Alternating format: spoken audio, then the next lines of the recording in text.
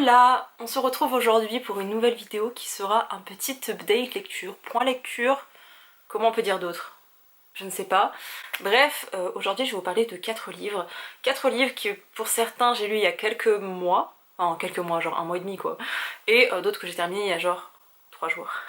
Je crois vraiment littéralement ça fait 4 jours que je l'ai fini le bouquin. Bref, je vais vous parler de certaines lectures.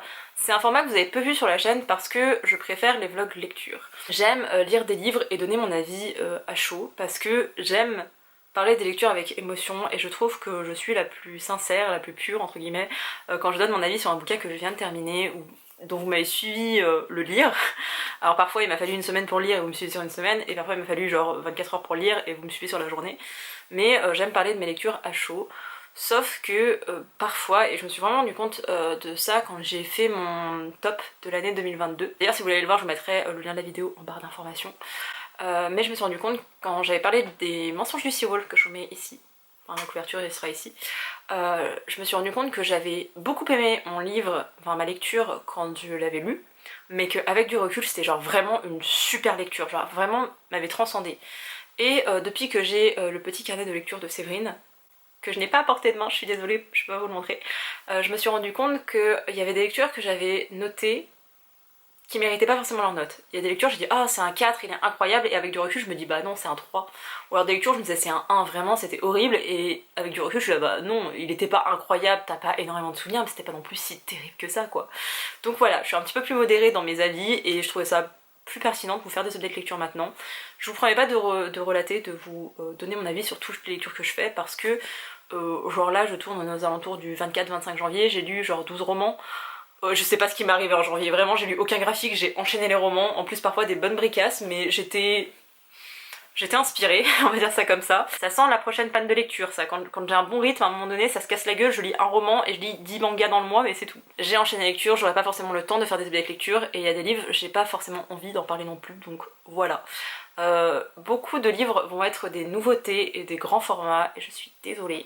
Quand je parle de nouveautés, c'est sorti les 3 à 6 derniers mois, alors je sais pas si on parle réellement de nouveautés en mode il est sorti il y a 2 jours, mais je sais que les livres coûtent un certain prix pour les acheter maintenant. J'ai décidé de plus entre guillemets être en partenariat avec certaines maisons d'édition, pas parce que j'aime pas leur ligne édito ou les employés, parce que vraiment les community managers, attachés de presse auxquels je parle, enfin auxquels je suis en contact, vraiment des amours, c'est plus que je me mets une certaine pression avec les SP et j'ai pas envie d'avoir cette pression en fait. J'ai pas envie de me dire que parce que ça vient d'une maison d'édition, je dois le lire plus rapidement que quand c'est un achat perso, ou que c'est un livre qui traîne depuis 10 ans dans ma palle et ben il doit y rester. Non, j'ai plus ce rapport là au livre, donc je préfère rester sur un mode un peu plus sain et qui me correspond. Peut-être que demain je vais vous montrer un SP et vous êtes là mais qu'est-ce qu'elle me dit cette meuf? Mais écoutez, laissez-moi être ambiguë, ne pas savoir ce que je veux dans la vie, je suis balance ascendant cancer les gars, ok. J'ai aussi mis un certain temps avant de vous parler de ces livres parce que j'avais besoin de me poser un peu avec eux, et surtout je me suis dit que certains livres qui étaient des nouveautés, vous pourriez les trouver d'occasion. Genre là j'ai terminé un livre qui est sorti il y a 4 ou 5 jours, il est déjà disponible sur ma boutique Vinted parce que j'ai déjà pu le lire. Voilà. Maintenant je passe exclusivement sur Vinted, parfois sur Gibert, surtout sur des vieilles parutions etc. Un petit peu Momox aussi, mais c'est tellement la facilité avec Vinted que voilà. Bref, c'est fini pour ce blabla, on va commencer maintenant avec une lecture qui date de décembre, novembre ou décembre. J'ai lu L'île des femmes de la mer de Lisa Si, qui n'est pas une autrice coréenne, malgré que l'histoire se passe en Corée, elle est d'origine chinoise, je crois qu'elle est américaine. Bref, ici on suit... Il faut déjà que je fasse un petit récap. Je suis absolument... Enfin, je suis pas fan de la Corée, je suis fan d'une île de Corée qui s'appelle Jeju-do, Jeju, que vous connaissez peut-être. Bref, c'est une île qui a une connotation, je sais pas comment dire ça. Ce serait une île qui serait plutôt sous le prisme du matriarcal, donc pas comme notre société patriarcale, où ce sont un peu entre guillemets les femmes qui ont le pouvoir, dans le sens où, enfin qui avaient le pouvoir, je sais pas comment on peut expliquer ça, mais en gros, comme beaucoup d'îles côtières, l'île de Jeju avait des plongeuses, dont je vais pas vous donner le nom parce que j'ai peur de l'écorcher et que je trouve ça horrible quand on écorche une langue, mais en gros il y a ces plongeuses qui plongeaient assez bas en fait, sans équipement, sans rien. Alors à l'époque elles s'étaient habillées comme ça, donc vous imaginez un petit peu les années 30 d'être habillées comme ça, vous aviez pas trop chaud aux miches, hein, qui plongeaient de cette façon assez profondément pour pêcher. Des plongeuses pour pêcher. Et c'est elles du coup qui ensuite allaient sur les marchés pour revendre leur cargaison du jour, on va dire ça comme ça, et les maris restaient à la maison pour s'occuper de l'éducation des enfants, ils travaillaient pas forcément, et c'est pas ce qu'on attendait d'eux. Voilà, clairement c'est dit. La particularité de l'île de Jeju par rapport aux villes côtières, c'est que c'est une île qui est aussi très ancrée dans le chamanisme. Je sais pas si c'est vraiment encore le cas maintenant, mais il y a encore cette perception-là, et pour les plongeuses, c'est hyper important parce que c'est vraiment tout le respect de la nature et de la flore maritime, dans le sens où vous pouvez pas aller pêcher des ornemaux à toute la période de l'année. Non, il y a des saisons, et en fait à chaque fois il y a des prières qui sont faites, c'est pour ça que je parle de chamanisme, il y a des prières qui sont faites envers les déesses, surtout les dieux et les déesses, pour dire merci de nous permettre de vivre dans ce monde, sur cette terre, sur cette île, avec cette mer, avec ces poissons, avec vraiment avec ce corail et toute cette flore, etc. Franchement c'est un tel respect, et vraiment c'est la symbiose parfaite. Je suis grave attachée à cette île, vraiment de tous les endroits que je veux visiter sur elle, je pense que l'île de Jeju ça fait partie de mon top 3 quoi, vraiment. Je suis fascinée par ça, je lis des bouquins là-dessus, je lis des essais, des articles, je regarde des reportages, je suis passionnée, vraiment. Quand j'ai vu qu'il y avait ce livre de Lisa Si, qui apparemment est une autrice qui travaille bien ces sujets, je me suis dit allez, fais-lui confiance, achète-le. C'est un petit bébé quand même, hein. Je crois qu'il fait 600 pages. Pas du tout. Bah pas du tout, peut-être pas. Il fait 500... Il fait 564 pages, c'est déjà pas mal. C'est pas écrit très gros en plus, pardon, j'arrive plus à parler. Et ici, on va suivre Mija, qui va rencontrer sa meilleure amie de manière un petit peu particulière. Alors on les suit au début, elles sont enfants, elles sont genre 8 ans je crois, peut-être encore plus jeune que ça.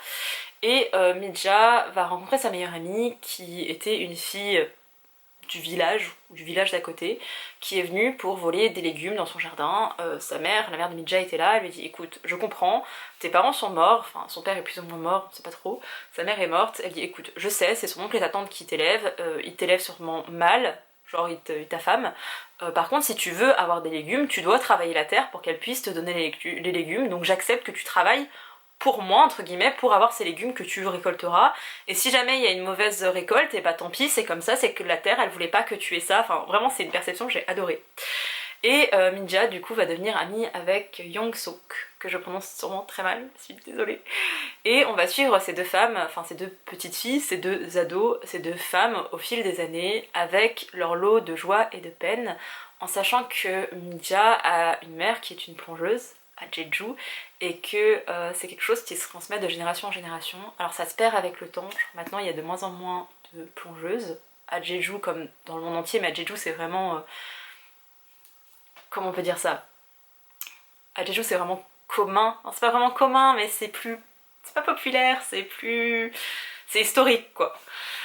Et Mija va apprendre par sa mère comment plonger, et comme Young-sok elle est avec elle, et ben elle va apprendre aussi, et les deux femmes vont devenir des plongeuses à leur tour, et leur rêve à toutes les deux c'est de se marier, de fonder un foyer. Donc c'est pour ça c'est matriarcal, mais ça reste quand même dans quelque chose d'assez hétéronormé, hein. On est dans les années 30 je crois, c'est ça, on est dans les années 30, donc pas encore ni la guerre de Corée ni la seconde guerre mondiale. Par contre, la Corée est sous l'occupation japonaise, et on suit tout ça avec la colonisation japonaise. Alors c'est pas au début de la colonisation, donc il y a déjà le Japon qui a envahi la Corée et qui les a colonisés, mais Jeju est un petit peu à part, et au fil des années on va voir comment le Japon va se recentrer sur l'île de Jeju, pour la simple et bonne raison que le Japon voulait attaquer la Chine, et que Jeju est très bien situé d'un point de vue stratégique, militaire, et donc il y avait quand même des Japonais sur l'île, et ils avaient la toute puissance parce qu'ils étaient japonais, ils faisaient un petit peu tout ce qu'ils voulaient des femmes. Si je vous dis ça, vous pensez aux femmes de réconfort peut-être. Les femmes de réconfort c'est un sujet qui est très tabou en Japon et un peu en Corée, et j'en parlerai plus dans mon autre lecture qui parle un petit peu de tout ça aussi et qui parle de Jeju, mais voilà. On suit ces deux femmes sous cette île de Jeju occupée par le Japon, donc le Japon qui se croit victorieux, le Japon qui va un petit peu déchanter avec tout ce qui se passe en Mandchourie, et qui commence un peu plus à déchanter après l'attaque de Pearl Harbor, et qui déchante complètement à la fin de la Seconde Guerre mondiale, puisque elle perd la guerre, le Japon perd la guerre. Le Japon va se retirer petit à petit de la Corée, et dans les années 50, il va y avoir la guerre de Corée avec tout ce que ça implique. Et encore une fois, l'île de Jeju, et ben l'île de Jeju à chaque fois elle se fait envahir quoi. Alors c'est par des Coréens donc c'est un petit peu particulier, mais il va y avoir tout ce qui s'est passé, enfin, une partie de ce qui s'est passé pendant la guerre de Corée sur l'île de Jeju, qui est particulière parce que c'est une île, encore une fois.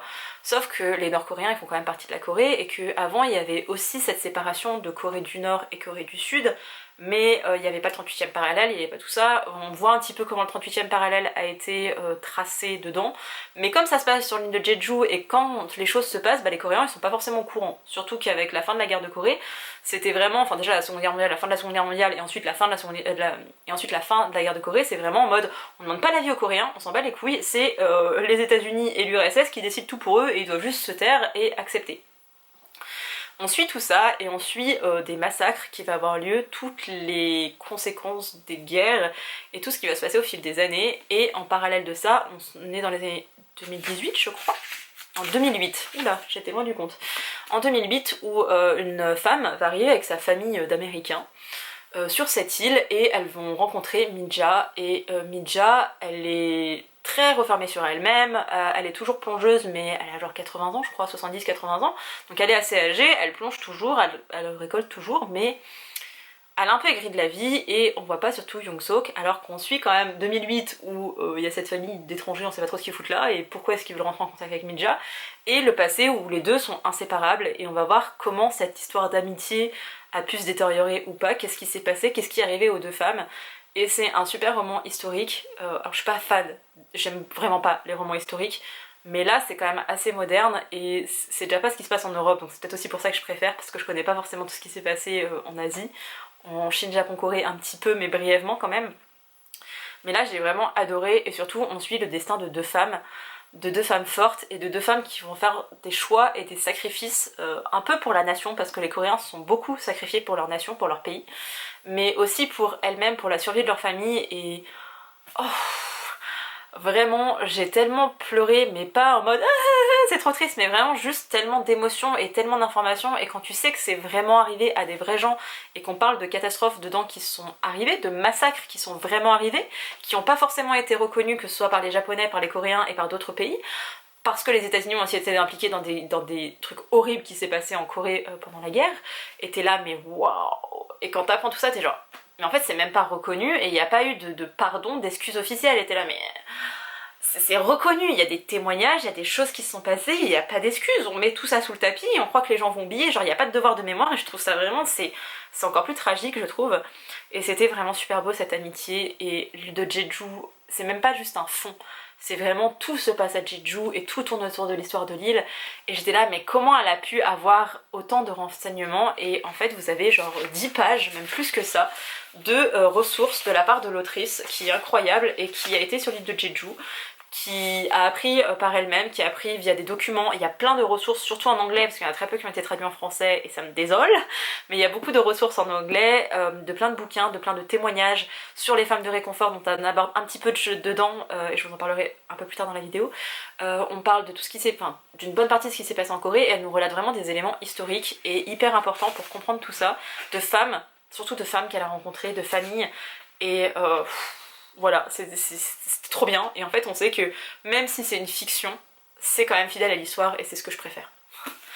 Est-ce qu'on part sur un petit peu plus de légèreté, parce que je crois que si j'enchaîne sur mon deuxième livre sur Jeju, déjà je vais vous perdre parce que tout le monde n'aime pas la Corée du Sud, ou tout le monde la connaît pas, et surtout c'est encore intense l'autre bouquin qui est sur Jeju, donc ouais on va peut-être partir sur autre chose.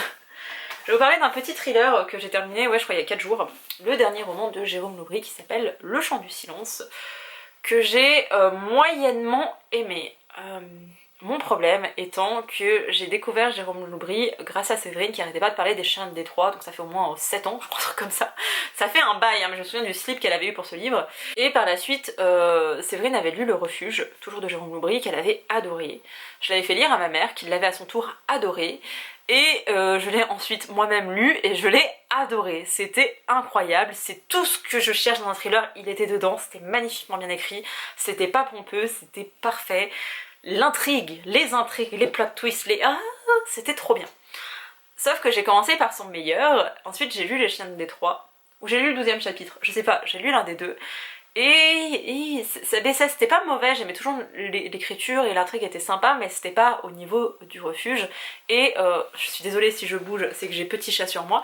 Et le problème encore une fois avec ce livre, c'est que c'est pas le refuge. Ici on suit Damien qui va devoir retourner sur, je ne sais plus comment il s'appelle, dans quel village il vit, dans quelle ville il vit. C'est près de la mer, mais je ne sais plus vers quelle côte. Bref, il vivait là-bas quand il était enfant, il est parti avec sa mère quand il avait... je sais pas, il était adolescent. Il retourne à cet endroit, sur cette plage, dans ce village, dans cette ville, parce que son père est mort. Il a une haine invétérée contre son père, parce que son père aurait tué quelqu'un. On sait pas trop pourquoi, on sait pas trop qui, machin, il retourne, il assiste à l'enterrement, il rêvait d'aller à l'enterrement juste pour cracher sur sa tombe. Il voit le notaire et le notaire lui apprend que son père avait une centaine de milliers d'euros et comme ça comme héritage et il comprend pas trop Damien. Sauf que Damien il a quitté cet endroit quand il était adolescent comme je vous le disais et il était amoureux d'une fille à l'époque, il va retomber sur cette fille et petit à petit il y a plein de mystères qui étaient non résolus à l'époque qui vont revenir. Et Damien il se rend compte petit à petit, notamment avec l'un des amis de son père qui est flic, qu'il a connu quand il était jeune, lui, mais qui était pas encore flic à l'époque, il va venir le voir et dit non mais en fait ton père il est pas mort, il est pas mort naturel, il s'est pas suicidé, parce que le truc c'est qu'il se serait suicidé, il y a quelqu'un qui l'a tué. Damien il comprend pas, il dit que c'est n'importe quoi, de toute façon il veut pas entendre parler, il déteste son père, il y a rien qui va. Et on va remonter un peu et il y aura un jeu de passé-présent entre les années 1995, je crois que c'est ça, l'été 95 exactement, et je sais plus en quelle année ça se passe, mais 2019. Juste avant le Covid, on se demande pourquoi. Et c'est un jeu de passé-présent entre ces deux époques, et c'était sympa. Et ça se lit tout seul parce que c'est du Jérôme Loubry, et que c'est un bon thriller, vous voyez, c'est un bon petit thriller français. C'est vrai, il dit tout public, clairement. Je pense que ça le définit bien, et ça plaira. Je veux pas dire que je l'ai détesté, que c'était la pire lecture au monde, non. Juste, ça a fait son taf de petit thriller français, c'est ce que je voulais, mais comme c'était Jérôme Loubry, j'aurais voulu plus. Et à un moment donné, ça commence à s'emballer, et vers, je sais pas, 150-200 pages de la fin, j'avais déjà une idée de comment on pouvait finir l'histoire, mais j'espérais qu'on n'irait pas là-dedans. Et on a été là-dedans. Ce que je reproche aussi un petit peu à ce livre, c'est que j'ai lu 3 romans de l'auteur, dont le 12e chapitre dont je vous parle un peu plus tôt, et c'était l'histoire d'un couple, donc un garçon, une fille, quand ils étaient enfants, enfin enfants, jeunes adolescents, et un autre garçon qui venait compléter le trio, et là encore, dans ce livre, on retrouve ce schéma-là, où nous on suit le héros, qui est sorti avec la fille on la sent plus ou moins, et le meilleur ami est délaissé petit à petit pour un peu tourner, devenir une racaille. Et je trouve que c'est exactement le même trio, et c'est un peu dommage de toujours avoir ce format-là, surtout que c'est pas hyper intéressant, ça apporte pas quelque chose d'incroyable à l'histoire, et il n'y a pas tous les jours genre 3 amis, dont 2 qui sont en couple, et l'autre qui finit par basculer à être complètement effacé des vies. Donc voilà, je trouve que c'est un peu trop facile, et qu'il l'a déjà fait, que c'était pas hyper intéressant, donc voilà. C'était sympa, c'était du Jérôme Loubry, moi ça marche très bien, j'ai bien aimé, ça fait son taf, mais c'était pas incroyable, et je l'ai déjà mis en vente sur Vinted et je crois qu'il est parti en plus de ça. Mais ça fait son taf, c'est ce que je voulais. Par contre, vraiment, les prix des livres en ce moment, c'est... Ça a toujours été cher, hein, mais 21,50€, 21,90€ pardon, pour même pas 400 pages. Voilà, Lumen fait les mêmes à 17€ pour 700 pages en fait, pour le double presque, donc... On va continuer sur un peu de légèreté avec... Enfin, légèreté... Est-ce qu'on peut parler de légèreté? Je ne suis pas sûre, vu la fin. J'ai lu Just Wanna Be Your Brother de Neil Gaiman et de Mathieu Guibé. J'avais lu la saga Ashes Falling from the Sky. Si vous ne l'avez pas lu, c'est pas grave parce que ceci est un préquel. Mon problème, c'est que j'ai adoré le tome 1 de Ashes Falling from the Sky. J'ai pas aimé la fin. J'ai pas aimé la fin et la tournure du deuxième tome. Même si j'ai apprécié ma lecture du deuxième tome, j'aimais pas cette tournure-là. Je vais pas vous spoiler, mais voilà, j'aimais pas forcément là, j'aimais pas forcément ça, j'ai été subjuguée par la fin du tome 2 en mode je me doutais, mais c'est trop bien. Et j'ai chialé parce que je chiale tout le temps, même quand j'aime pas à la folie, je chiale quand même. J'ai chialé aussi dans ce livre et j'ai surtout beaucoup ri. Genre vraiment, il y a des trucs où je riais. C'est rare qu'un livre te fasse rire, mais c'était tellement... Vous voyez, j'étais amusée à des moments, j'avais le petit sourire genre... Parce que c'était bien fait et que ce soit Nin ou Mathieu, ils savent faire leur taf. Le duo d'autoristes c'est bon pour ça, c'est très contemporain. Alors je sais que ça risque d'être vu comme une critique, mais ça fait très Wattpad. Et de toute façon, Ashes Falling from the Sky à la base c'était une fanfic entre guillemets. C'est pas vraiment une fanfic, mais bref, c'était un roman Wattpad. Donc c'était un peu normal que ça suive ça. Et comme c'est ce côté un peu Wattpad, c'est très addictif. Genre vraiment, vous bouffez le livre, j'ai dû le lire en même pas 2 jours alors qu'il fait presque 500 pages je crois. Ça a 455 pages. Il se lit tout seul, mais en fait j'en voulais plus. Comme c'est un préquel, je me suis dit oh trop bien, on va retrouver Zach et Ash. Avant on suivait que Ash, là du coup on suit Zach qui est son meilleur ami, ils se connaissent depuis des années, c'est genre des frères. Just wanna be your brother, ça fait sens par rapport à ça. Et il y a cette fille qui débarque, qui s'appelle Sibylle, qui est cool. Et c'est pas la peste ou la garce qui va séparer les 2 meilleurs amis. Vous voyez, c'est pas du tout ce profil-là, et j'ai adoré qu'on tombe pas là-dedans. Et ça m'aurait étonné que le duo d'autoristes parte là-dedans, mais j'étais là, oulala, méfie-toi, t'as lu trop de romans qui partaient comme ça. Il y a Sibylle qui débarque, et Zach et elle vont très vite se rapprocher. D'ailleurs, c'est écrit selon le point de vue de Zach, et c'était intéressant parce qu'on l'a jamais vu. Il a toujours gravité dans l'univers de Ashes, mais il a jamais été le main character, vous voyez, genre le personnage principal. Donc là, c'est vraiment lui, c'est sa narration. Je sais que tout le monde adore la narration à la première personne. Je ne fais pas partie de cette team, moi j'aime la 3e personne, écrit au passé simple et à l'imparfait. Genre vraiment ma vie entière, je sais, personne n'aime ça, moi j'aime. Et de revoir un personnage qui est complètement sous un seul point de vue à la première personne, j'étais un peu... ça me perturbe toujours un petit peu, mais c'est bien fait. Il y a des références musicales incroyables parce que je connais les goûts musicaux de Nin, donc voilà. Il y a une référence à l'un de mes groupes préférés qui est My Chemical Romance, donc j'étais dans tous mes états. Et en plus j'ai pu voir le duo d'autoristes et quand j'ai parlé à Nin, elle m'a dit « Ah mais tu verras, il y a une référence sur eux à un moment donné à leur séparation. » D'où elle se permet de parler de leur séparation, merde. Ça a été l'un des traumatismes de ma vie de jeune adulte. Bref. C'était sympathique, mais encore une fois on est resté en surface où on suit la vie de Zach et de Ash et de Sibylle, parce que c'est un peu un trio aussi, qui vivent leur petite vie au lycée, au fil des années, avec leur bande de potes, avec leurs rêves qui sont plus ou moins déterminés, qu'ils vont plus ou moins suivre. Il y a des références à des personnages, à des groupes, à un groupe. Dornine a déjà écrit plus ou moins l'histoire. Tu suis un petit peu tout ça et tu es un petit peu là-dedans. D'ailleurs je me rends compte que j'ai mis... Tintin. Voilà. Vous avez le fameux groupe de Nin. Alors c'est pas son groupe parce que Nin, je crois pas qu'elle sache chanter. Mais Before Death, c'est l'un des groupes imaginaires qui a conçu Nin, qui a créé Nin. J'adore ces t-shirts, j'en ai 2. Bref, voilà. J'adore cet univers-là. En fait, l'univers musical, j'adore. J'ai hâte d'avoir le jour où Nin va écrire une histoire sur ce groupe-là. Et sur toute la genèse et tout ça, ça va être trop bien. Genre, j'attends ce moment. Bref, il y avait plein de trucs sympas, mais je trouvais que le tout ne fonctionnait pas forcément. Enfin, c'est pas que ça fonctionne pas, c'est juste que tu t'attends à plus. Et quand on fait un préquel, quand les gens font un préquel, j'ai toujours espoir qu'on reste pas qu'au préquel, qu'on aille un peu plus loin. Et là, on est vraiment resté sur ces 3 adolescents, ou ce groupe d'adolescents, si on prend toute la bande, qui vivent leur vie au lycée, avec des histoires de lycée, avec des histoires de lycéens, avec des petites amourettes, avec des questionnements, avec ce que j'aime aussi, des orientations sexuelles différentes. Ça c'est cool parce que en fait c'est le genre de bouquin qu'on aurait pu avoir dans les années 2000 sans le côté autre sexualité que l'hétérosexualité. Donc c'est sympa, mais je m'attendais à plus, je m'attendais à un truc qui... Ah! Et en fait il est jamais arrivé ce moment-là. Ça m'a pas empêché de passer un bon moment et de le bouffer le livre. Par contre c'était assez plat et la fin... On savait déjà ce qui allait arriver, c'est un préquel de Ashes, donc tu sais déjà ce qui va se passer, mais en fait ça se termine sur cet élément-là.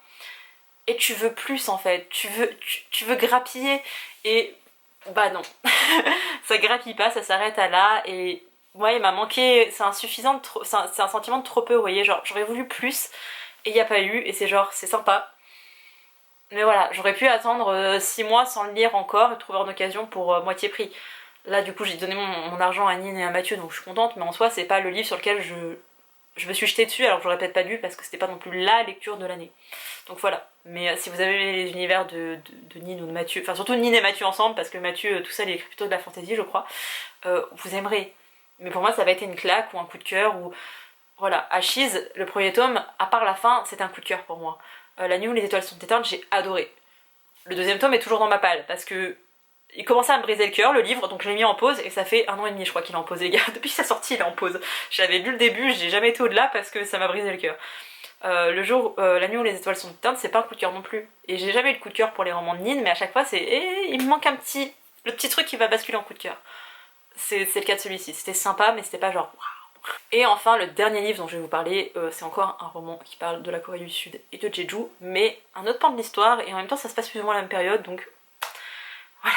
C'est maman qui l'a, et qui l'a lu et qui l'a adoré, mais elle n'avait pas lu le livre des femmes de la mer avant, donc peut-être pour ça. Bref, il s'agit de Filles de la mer.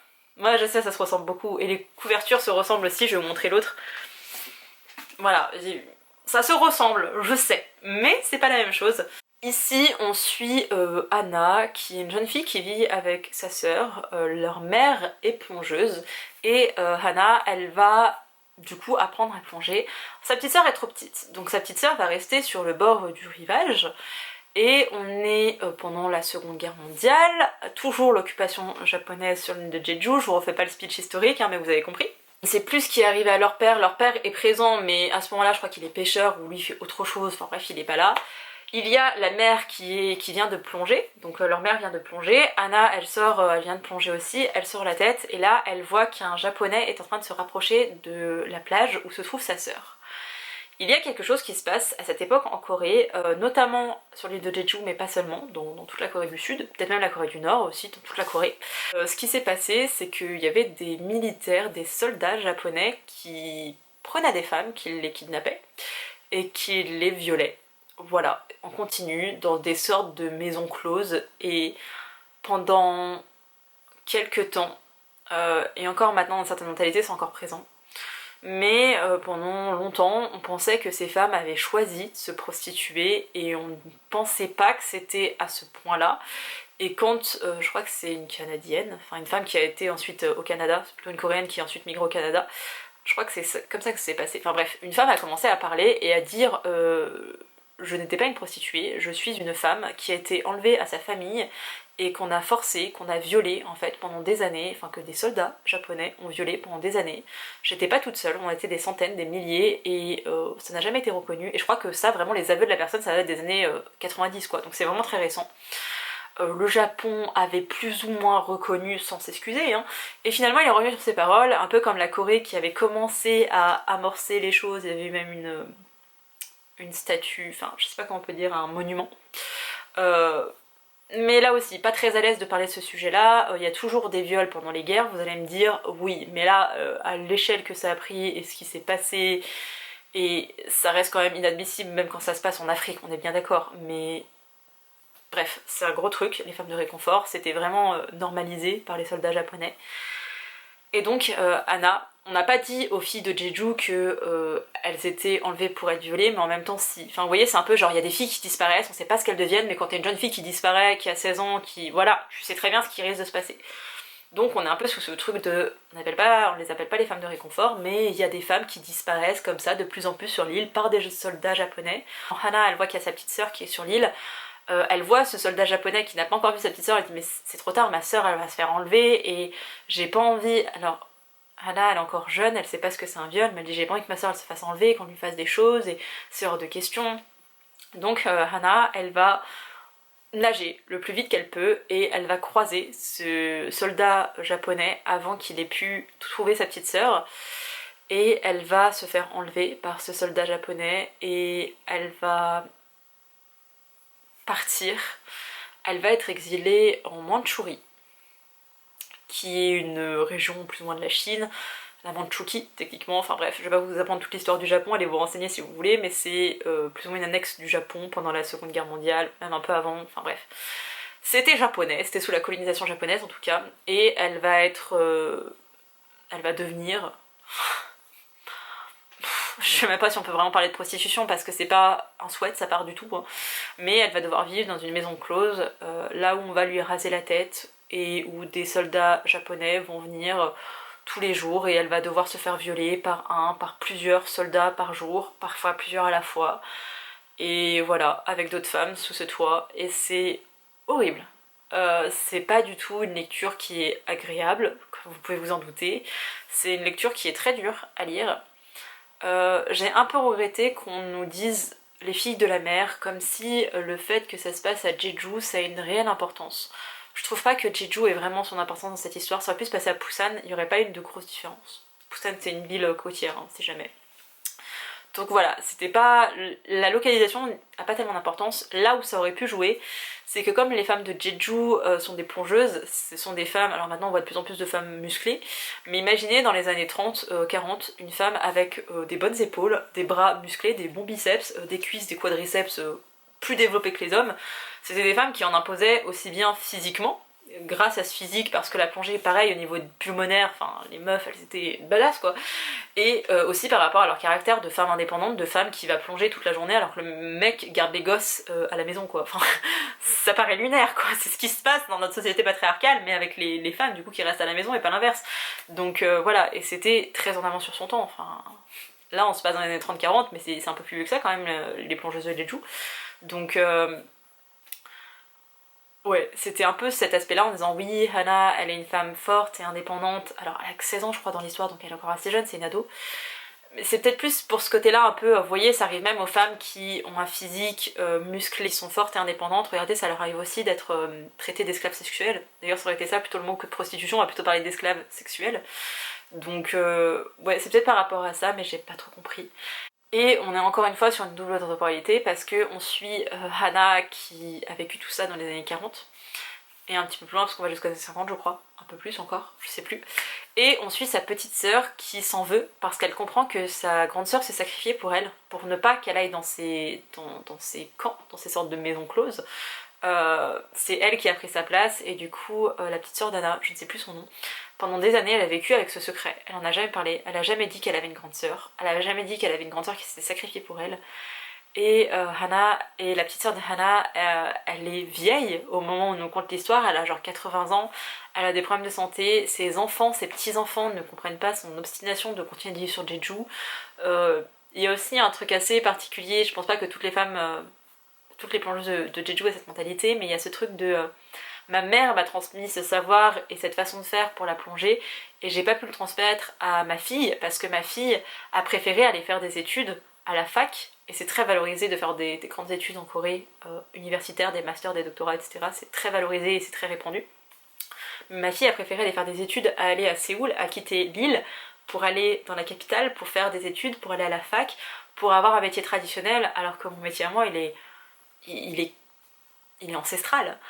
Et du coup il y a quand même cette amertume, donc la petite sœur Nana elle est là-dedans et elle dit pas ce qu'elle ressent, elle dit pas ce qui arrive à sa sœur, mais en même temps elle cherche en fait à avoir des renseignements et elle va à des manifestations d'anciennes femmes de réconfort et du coup la petite sœur elle se rend compte de ce qui arrivait à Hana et du sacrifice que Hana elle a fait. Et c'est un beau livre mais vraiment il m'a trop brassé. Pareil après on part en Mongolie et j'ai trouvé ça génial d'un point de vue historique, tout cet aspect là, parce que la Mongolie, la Chine, tout ça c'est vraiment tout lié, la Chine, la Mongolie, le Japon, la Corée, et je trouvais ça super bien, mais il faut avoir un peu de ressources historiques je pense pour vraiment apprécier ces éléments là. Tout le monde va vous dire oui bah, c'est un pays comme un autre, mais quand tu connais un petit peu l'histoire de cette partie là de l'Asie, t'es là oh oui bien sûr ça fait sens, et pour ça c'était trop bien.